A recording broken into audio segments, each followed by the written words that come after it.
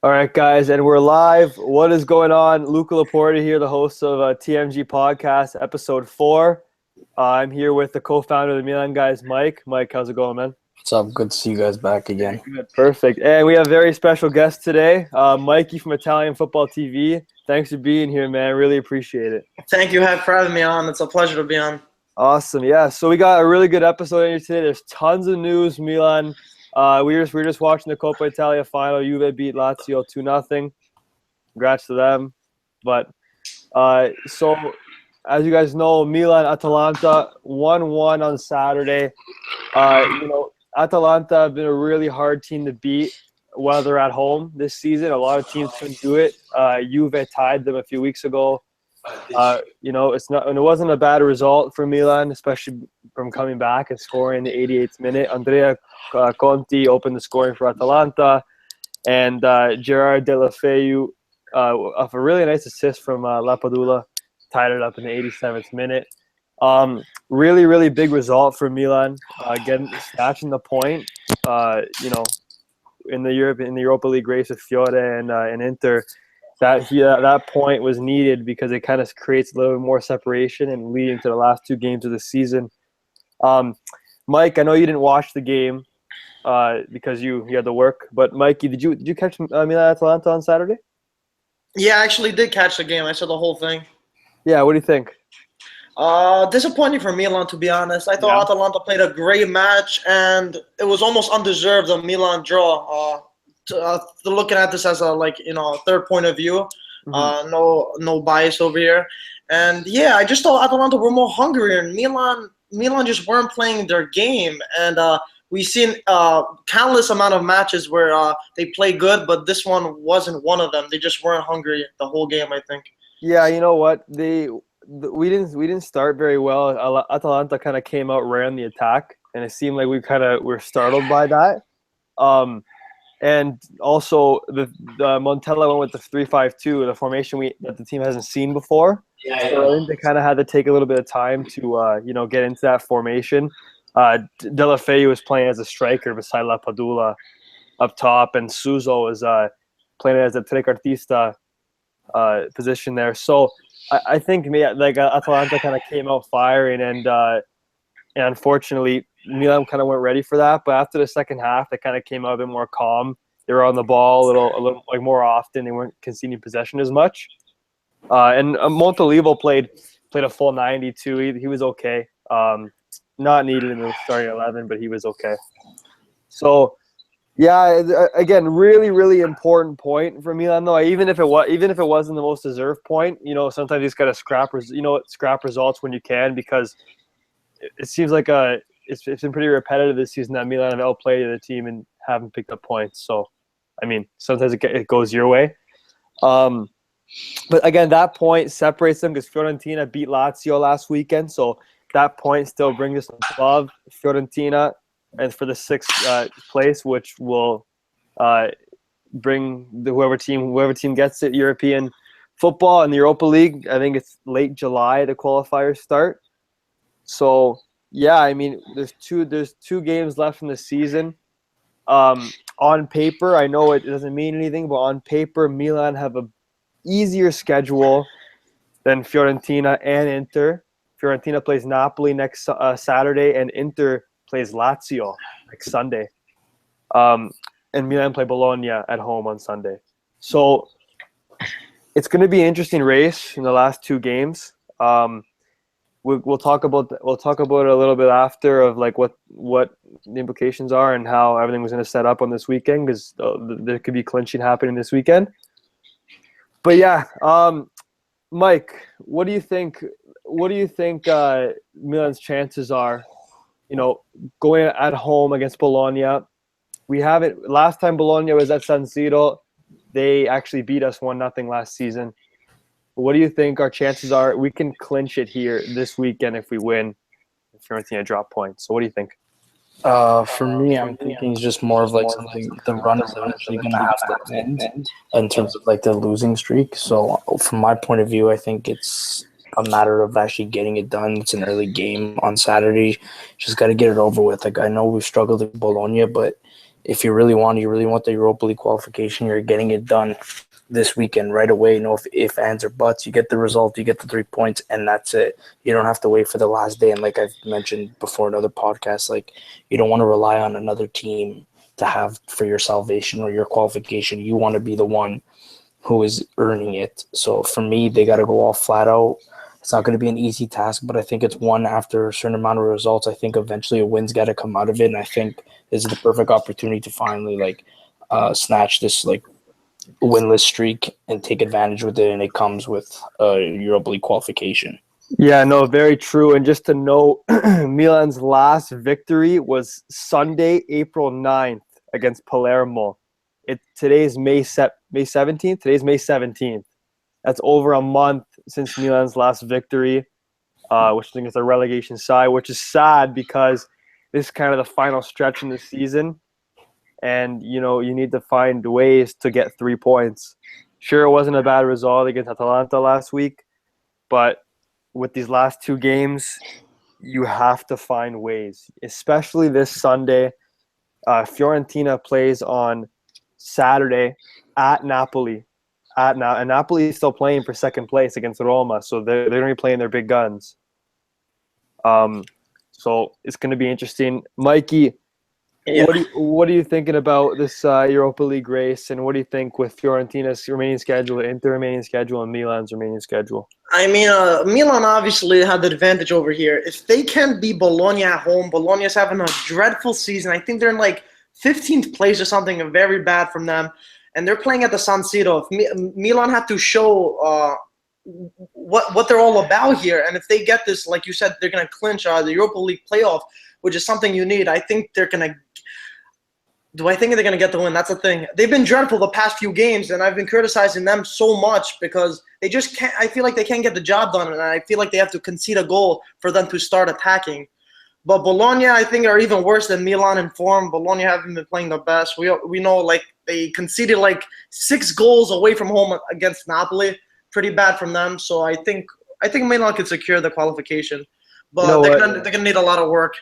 Yeah, and then again, just like Mike said too, you don't want to rely on other teams' results. You want to have it in your hands. And Milan and right now, as the last few weeks, Milan have their destiny in their hands. If they win, and Fiorentina actually plays first on Saturday. They play against Napoli. So if Fiorentina lose against, I'm pretty sure if they drop any points, I think. So if they tie and we win, we get it automatically. Yeah. I think. So if they tie or they lose on Saturday, and we play Sunday morning here, and we get 3 points, that qualifies it, and the last game of the season won't matter as much, which is essentially what you want to set yourself up for. You don't want to have the nerves of going to Cagliari. Oh my gosh, sorry. In the last match of the season, you have to go away to them and rely on other results, and you're having to win to get the 6th spot, because then it puts a lot of pressure on the players. And yeah, it just doesn't sound ideal, especially when you're playing at home. San Siro was one time a fortress for Milan, and they're gonna have to prove that again, because again, the last win was over a month ago, and you can't go over a month without a win in the Serie A, especially in football. There's only 38 games. It's not that long of a season if you think about it. So, it's going to be really interesting. Milan on paper, on the bench, they have a better lineup than Bologna. So, realistically, you have to beat them. There's no excuses. You have to find ways. And I know a lot of Milan fans are on Twitter and stuff are really fed up about it. But, it's going to be interesting. It's going to be very interesting to say the least. But Inter, on the other hand, they just lost to Sassuolo on Sunday morning here against Sassuolo, 2-1. Adair scored for them, but they actually went down 2-0. Mikey, did you see the Curva, what they did? Did you see what the Inter Curva did? For that game? Yeah, did you see how they left? They said they're going. Yes, that's right. They said we're gonna go to lunch or something. If you guys don't want to play, you guys don't need the support. Yeah, that's been crazy. and then the curva, they roped off the entrances so nobody can get in there. So like after they left, they roped it off. So Inter fans are getting pissed off. They sit 4 points behind Milan. So if we win, we knock them out, arch rivals. So yeah, I mean, Fiorentina unfortunately picked up points against Lazio. That was an unfortunate result from Milan. But again, you don't need to rely on other teams' results. Destiny's in your hands. You get 3 points when you can.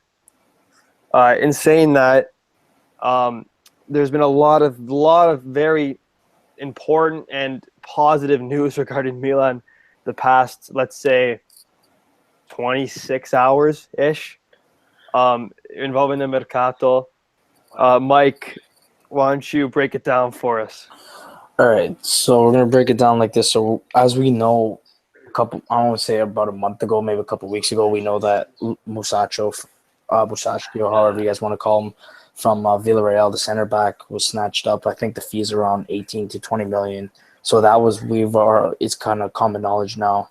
But yesterday, which is kind of to my surprise, I was pretty happy. Milan, through Di Marzio, who confirmed it through other reports, saying that Kessie had decided to join Milan. Milan's will be paying Atalanta 28 million, including bonuses, and Kessie will sign a 5-year contract earning 2.5 million euros a year, which was a big surprise to me to see it actually happening prior to the mercato being actually open and official. Just because, for last years, we haven't been anywhere, loans and stuff like this. So to actually see purchases, or most likely will be official, because obviously nothing's official till paper is signed, but it looks like it will be. To see this already happening, and it's mid-May, to see it is a promising step for the new management coming in, and it shows their willingness. Especially, I think what the whole point of them doing this is to kind of convince Raiola, especially Donnarumma as well, that they have a project, they have a foundation to keep them here as well. I think that's kind of why they're moving faster than they normally would, just starting out in July, but I don't mind it at all.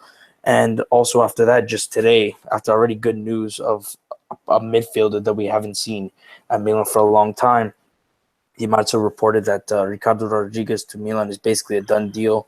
A fee of 15 million plus $3 million in bonuses from Milan's end towards Wolfsburg will be sent, and the player will sign a 4-year deal. Again, it's basically going to happen, but obviously nothing's official till pen hits paper.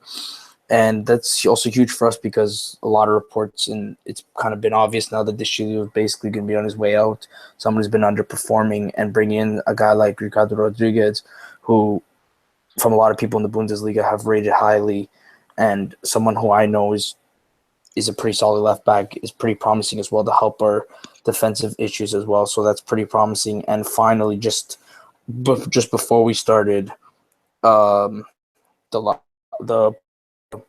there's a report from Tutto Mercato Web, who isn't the most reliable but fairly accurate, saying that Milan are willing to offer $17 million to Atalanta for Conti, the right back, which is also very promising because, like, as we were talking a little bit before, Abate is kind of on the decline, and we don't really know what to expect from Calabria. So pretty promising from Milan as of late, especially in terms of purchasing players or the potential purchasing players. And I'll give you guys a chance to elaborate on that, but based on the guys we're going after and potentially going to sign, I'm pretty pleased with the guys we're going after, especially it's a breath of fresh air from usually the typical loans with options to buys and stuff like that.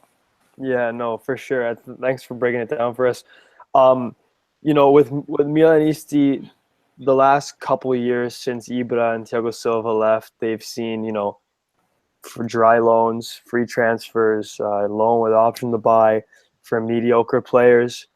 We were promised by the Chinese, the new owners, that they're going to start bringing champions into the team. And, for me, I've been following, Calcio and the Mercato for a while. Di Marzio, when he says official, it means official for me. His record is pretty awesome compared to everybody else.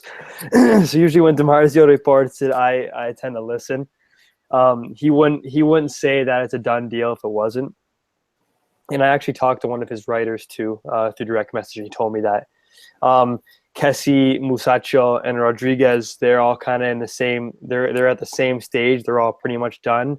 And he said that the official announcement, there'll be like separate announcements end of May, beginning of June after the season's done, which makes sense. And again, these are quality signings. These are signings that you need to make to compete with the top dogs in Serie A.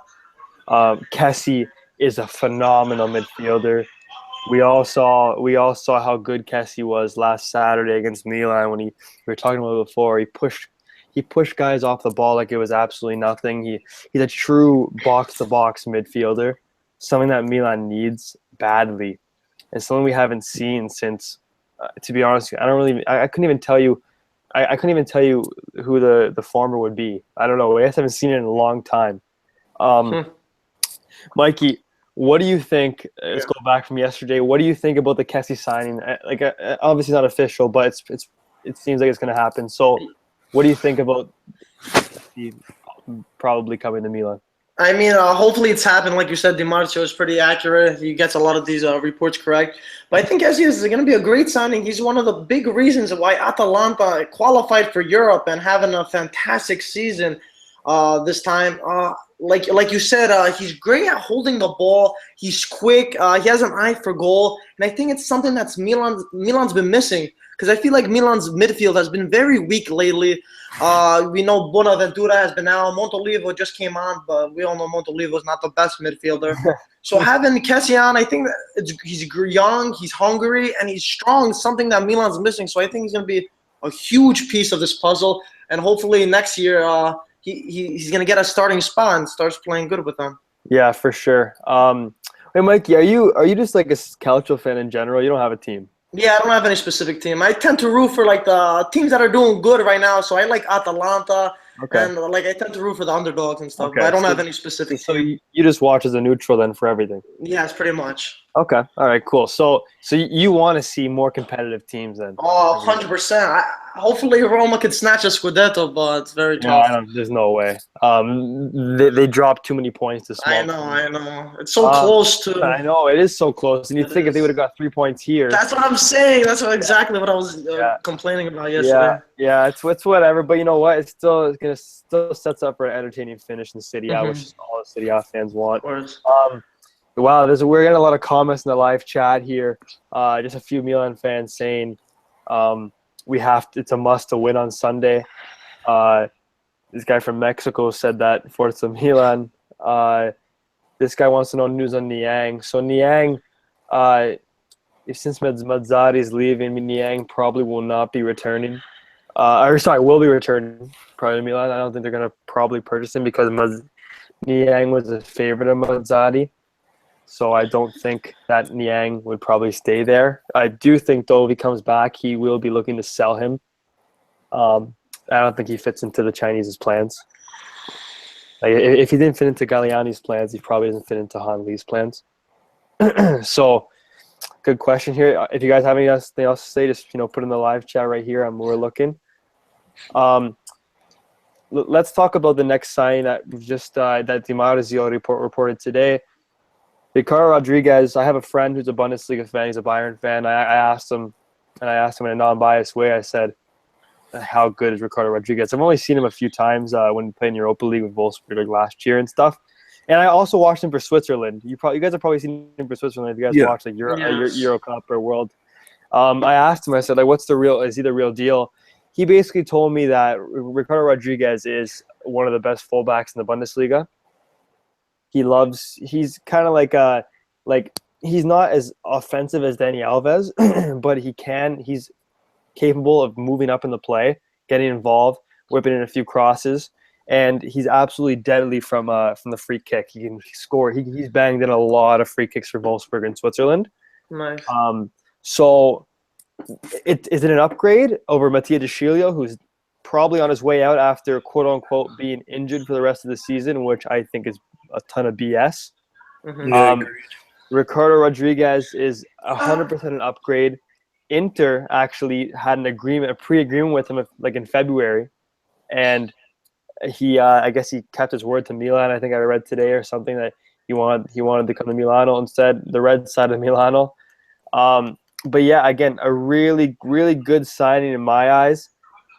From what I've seen of him, and I watched a little tactical view of Rodriguez actually today on YouTube. just to see what he kind of does. And he loves to push up into the play, and he's probably going to be more effective than Mattia De Sciglio, because Mattia De Sciglio, we've all watched him for a long time with Italy and stuff. And if you had to define mediocre, De Sciglio would probably be that. He's a definition of mediocre. He's not terrible, but he's not great.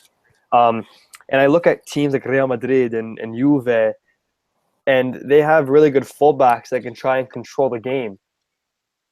Real Madrid with Carvajal and Marcelo, they're great fullbacks, and they can control a game for them. You look at Juve, like today, Alexandro, Dani Alves, really, really good fullbacks. And, Ricardo Rodriguez coming in at the left back, especially if Montella wants to deploy his 4-3-3, I think could be a good match. And especially for 15 million, 3 million bonuses, that's a pretty good deal for today's transfer market value.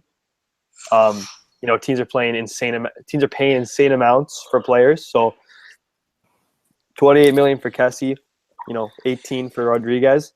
These are good deals. Mike, what do you think about Rodriguez? What do you know about him? Anything you have to add on that? Just kind of similar to what you know. I think he brings in more experience and more leadership than what De Sciglio kind of has, but at the same time as well, a little more proven.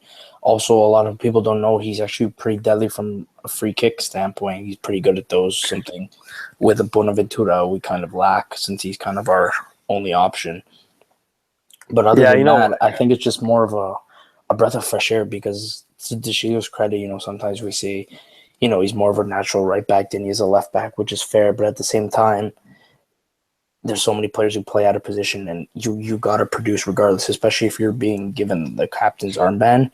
So I think it's just time to move on. I think it's good for both parties, and Ricardo Rodriguez is a breath of fresh air, someone who brings in experience. And I agree with what your friend was saying. I've heard a lot of things that he is one of the best fullbacks in the Bundesliga, so that is also promising as well. And there's nothing that beats a breath of fresh air, especially what we're trying to create. So I'm completely happy with it, and I hope it works out the way it should. Yeah, a good point. And it's not like we're spending 40 million euros on this guy. It's 18 million euros, which is less than what we paid for Andrea Bertolacci a couple summers ago. So when you think about that, these are low risk purchases and definitely high reward. These are good players, well-known players across Europe that we're bringing in. And Matteo Musacchio, who we've been linked to since last summer, again, he's basically almost official to Milan as well. He's basically at the same stage as Kessie and Rodriguez. DiMarzio reported it a while ago. It wasn't this month. I think it was in April. Matteo Musacchio was part of Villarreal's defense. That was one of the best defenses in La Liga this year. For goals conceded. You know what? Actually, it's not Musacchio. It's probably Daniele Bonera who really contributed to that. He's a top player.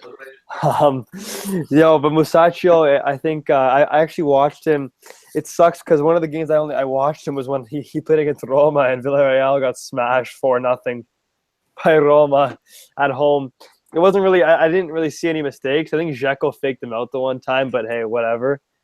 I've actually talked to a couple of Liga fans that I know, like Real Madrid fans and Barca fans, and they said Musacchio's a pretty good defender. They didn't know too much about him, like tactically wise, and neither do I, because we don't really know him that much. Yeah. But I wanted him in the summer, and they still want him now. It must be a favorite of Montella. I'm pretty sure I've heard that he's pretty decent with the ball, and he's pretty young. I think he's 26, 25 years old. So he's definitely a partner for Romagnoli in a 4-3-3, and we just basically, the new owners are trying to revamp the defense in the midfield, especially before we the forwards, which I'm 100% okay with right now. It seems we're signing a central midfielder, a left back, and a central defender. Areas that we all needed to improve on, and now you sign these guys, get a few more depth guys, and you go for your big guy up top, the number 9, whatever, winger, Keita Balde, I don't know. But it seems promising for Milan-Atalanta right now. You finish out the season strong, make your Europa League, and try to go from there. And it's a process, right? You gotta trust the process.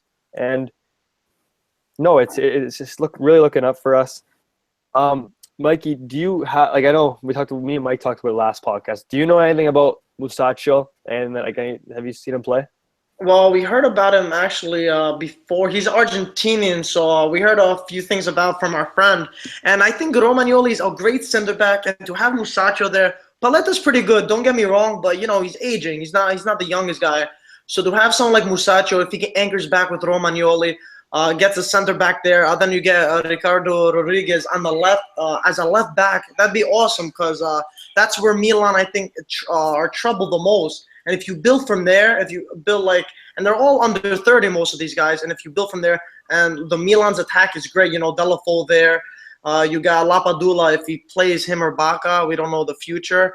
And other than that, a few more signings for Milan and a better.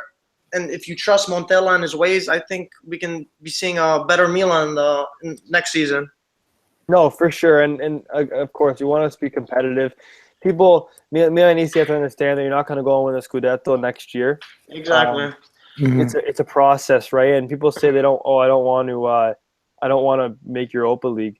It's like, well, you making Europa League is a stepping stone to making Champions League. Exactly. You got to start somewhere. Yeah. Exactly. And am I correct? Next season, will the 4 spots get Champions League? Yes, right? Like for next season, so next season, the top 4 teams, the end of May next year, will get Champions League for 2018. Right? Yes, I think it's next year, and they'll be confirmed for the season after that for Champions League.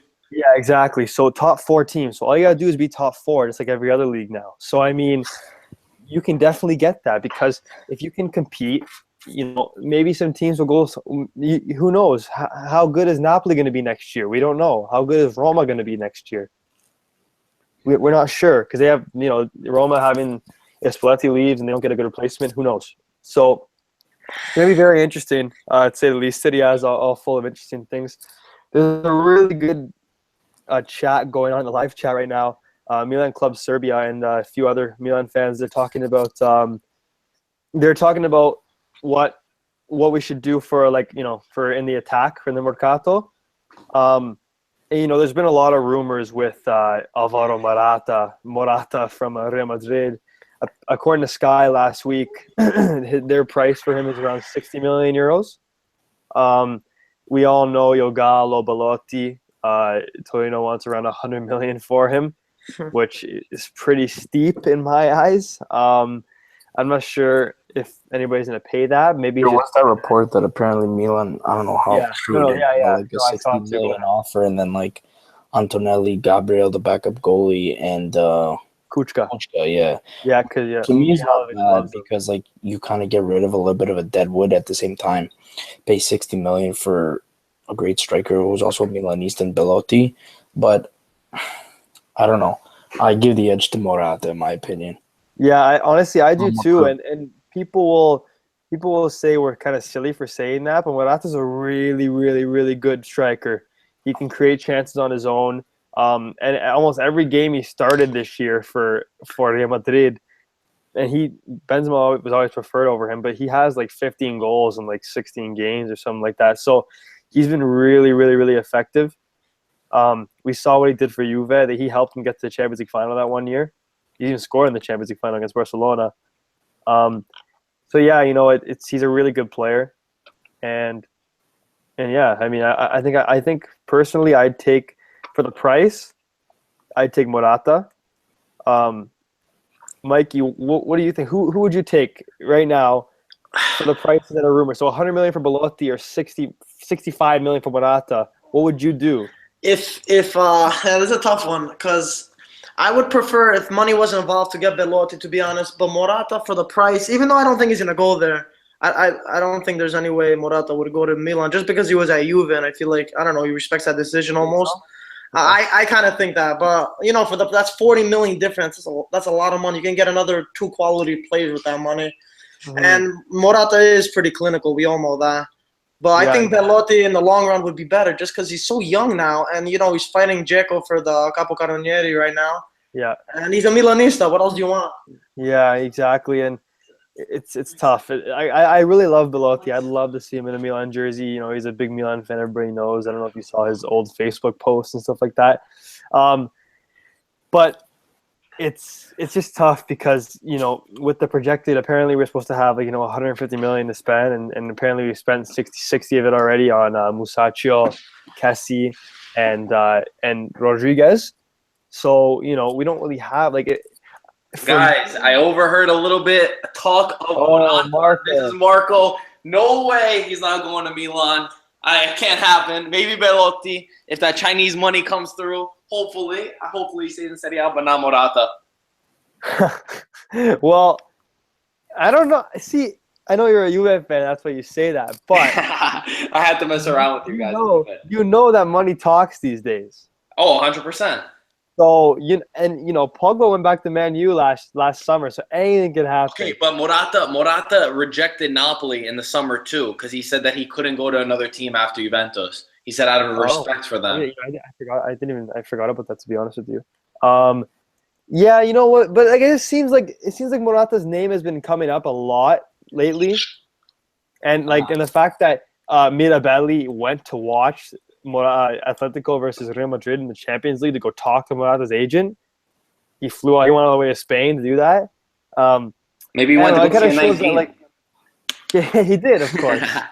He did, but the links are there. My first choice would be Belotti.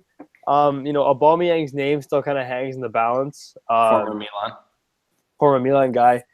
It's tough. It's just really tough because Carlitos Bacca, he had a really good season last year. Very, very clinical. He scored on every second shot. This year he sucks. This year he hasn't been consistent. There's been a few patches where he's gotten 5 goals in 5 games and stuff like that, and he started off the season really strong. But I don't feel that Montello's 4-3-3 fits him well.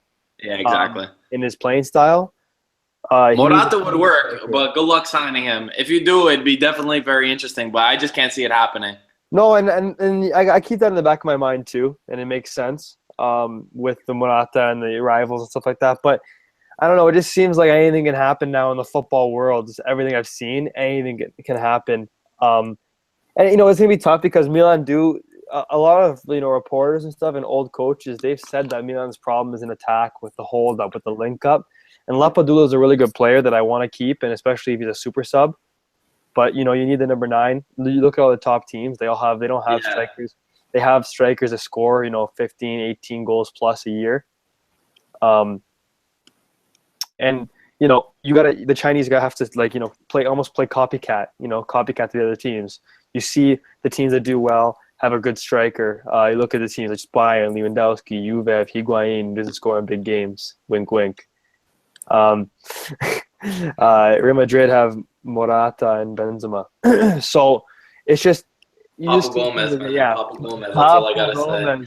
That's a legend.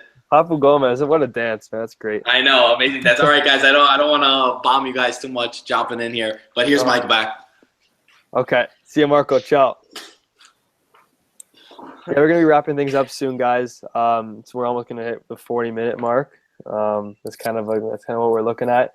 We're at 31 minutes right now, so we still got a few minutes to go. So just the one person we didn't talk about yet. So Andrea Conti, Mike, you mentioned it, that apparently according to Mercato, not always the most reliable, but 17 million euro bid.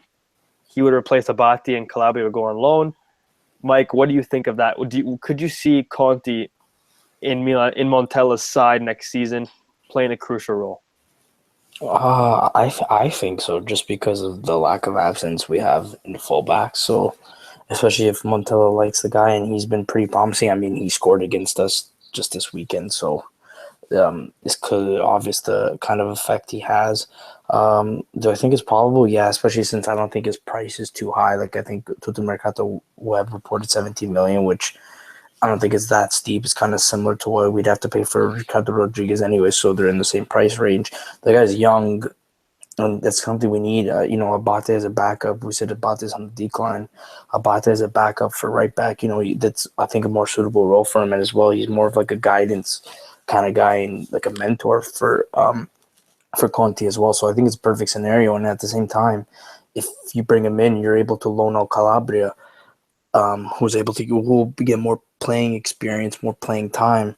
and he can only benefit from that, as we've seen like a couple players we've sent out on loan have come back stronger. So I think it's the ideal situation, not only to fix a gap in our fullback situation, but as well as to put Abate in a more suitable role as a backup, and as well as to even give Calabria a chance to understand the Serie A game more and to actually play. So I think it's a perfect situation. Yeah, you know what? I think he'd be a really good player, and Ventura has invited him to his camp and stuff like that. So he's going to be on the Azzurri lookout too. So you know I watched him a few games. I've watched Atalanta a couple games here and there this year, and Conte's looked very promising. You know, he's just like Zappacosta, a good Italian fullback. And you know, Abate, I'd love to keep him in the team because he does bring the grinta. He brings the grinta, the passion. So I'd love to keep him in the team. He's like a real captain, if you know what I mean. He's a real like when he wears the armband, he wears it with pride. So, you know, when you know we're kind of reaching the limit here. So we have a few questions, and we're just kind of wrap it up. There's a few questions right now. Let's see. Let's go to the first one. Okay. So we'll kind of take turns here since Mikey's neutral, so he'll answer them truthfully, right, Mikey? Yeah, of course. Okay, so let's see. Okay, so the first question from Edgar Jimenez, and he said, "What other areas do Milan need to solidify after the predicted signings of Rodriguez, Kessie, Musacchio?" Mikey, you can go ahead for that one. Did you say me? Oh, Mike. Yeah, Mike. No, Mike. Yeah. What? I didn't hear you. Me or Mike? Mikey. Oh, me. This is a tough one. If they get Musacchio, like we said, and hopefully we're talking about getting Conte because he's a great one. We're talking about him. He has so much energy, and like you guys were saying, he scored against Milan.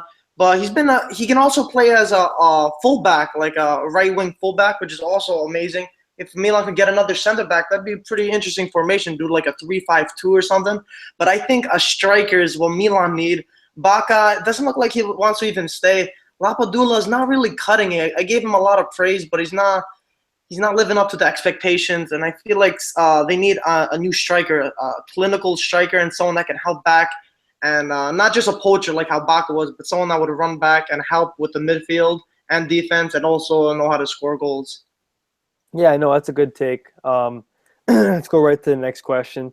Mike, this is from Edgar Jimenez too. What Milan player should stay and who should go? So basically, I'll rephrase it. What Milan players should go? Who should we cut right away this summer? And just list them right away. With the next question. All right, so I'm gonna go off the top of my head. I'll probably might miss someone, or it might. So Baca's got to go for me. Niang's got to go. Honda's gonna go because his contract is up. Deschilio's got to go. Montolivo, if you can. If not, he's got to be a bench guy. I think Poli's time is up. I think he's been here for too long. I like Poli. He's a little energizer buddy, but I think we can have better alternatives off the bench. Bertolacci, if anyone even wants him, that would be perfect to get rid of him. And I think that's a solid start from there because there are a few guys like if you're able to retain like a Pasalic, to keep him, you would. Maybe a Mati Fernandez if you could. Yeah. If not, then I don't have a problem really having him go. It's 50-50 for me. So I think those are the most obvious ones. Okay. And then depending on management, what they truly have in plan. But I think those are the most obvious that would go and I'd want to see go. You got to cut some dead weight. Another question here in the live chat, Milan Club Serbia. If you look at a second midfielder, would you want Fabregas or Kovacic? I'll take this one. Personally, for me, I want Kovacic on this team. I've seen him play. I've watched a lot of Real Madrid games this year. A few buddies that are Real Madrid fans, I've watched it with them. And they also told me the same thing. Kovacic is a really, really, really good player. He's very young, too. So, he's 23 years old, played for Inter, so it would be great if he came here and did well. Fabregas is a top player. He's always been a top player. But, he's 30 years old. I want a 23-year-old. I think, imagine a midfield of 4-3-3, Bonaventura, Kovacic, and Kessie. That's pretty good. Just I know we're imagining it, but hey, 2 to 3, 2 to 3 of those guys, and it turns into a good midfield. So yeah, that's a good question. Milan Club Serbia. I think that Kovacic should be a really, really good player. Oh God, we're getting all these questions. You guys, we don't have time for all your questions. I'll only pick a couple of them. The live chat's pretty lit right now, to be honest with you. Okay, so this is actually a good question. I'll go to Mike first and Mikey, and I'll do one, and that's it. Okay, so we got 3 questions left. This is a good question. So Mike, bring back Deulofeu or go for someone else like Keita Balde? I go Keita Balde. Okay. Ooh. Yeah. Ooh. You got a quick. I know it's a little bit more the unpopular choice, but long story short, Deulofeu started off hot. He's had some little rough games, and I don't know. I just don't see the meshing happen. Like, he's great and everything. I just rather Keita Balde. He's a little more younger. He seems a little more hungrier, and he kind of knows the city a little more than Deulofeu, in my opinion. Okay. That's what I'm just gonna go with. That's a good take. The next question here. Okay, so Mikey's for you. I don't know if you read it today, but there's been rumors that Spal, the newly promoted, Serie B side, yeah. Yeah, they want to loan Locatelli for next year. Do you agree? Would you agree with that? With us loaning Locatelli out to bring in someone like Milan Bade from Fiorentina or Cesc? I think that would be a good one. Oh, I like Locatelli, but he's a little too raw. Like, I wanted him to be like, a breakout star like Donnarumma, but he needs some time, he needs some experience, and I think a nice loan deal to Spa would actually do him some good because he can actually start there, and he's not going to get a lot of time off the bench at Milan. Let's be honest here. Mm-hmm. No, I agree. A lot of Milan fans will disagree with you, though. A lot of Milan fans think that Locatelli is the second coming of Xavi this year. But I love Locatelli, and I think he could be a player like almost like a Marquisio type of player. You know? But not now, though. He needs a little time. No, not now. I meant like when he's Marquisio's age. Yeah, exactly. Get him some playing time at Spa or something. That'll help him out a lot. Like the type of I wouldn't be totally opposed. Like, I'd like to see him with the team and come off the bench. I think Locatelli coming off the bench will signal like a strong side. That's true. But yeah, so that's a good answer. I'll take one more question if there's a good one, and then we got to wrap it up. We always kind of rant on a little bit because it's kind of fun. But okay. So this guy asked me. This is the last question we're taking, guys. Thoughts on possibly buying De Vrij from Lazio and having the option of a 3-man defense. So that's a good question because De Vrij, I remember GDS reported a few weeks ago that we had like a 20 million euro agreement with Lazio or something like that with De Vrij or whatever. I wouldn't be opposed to that.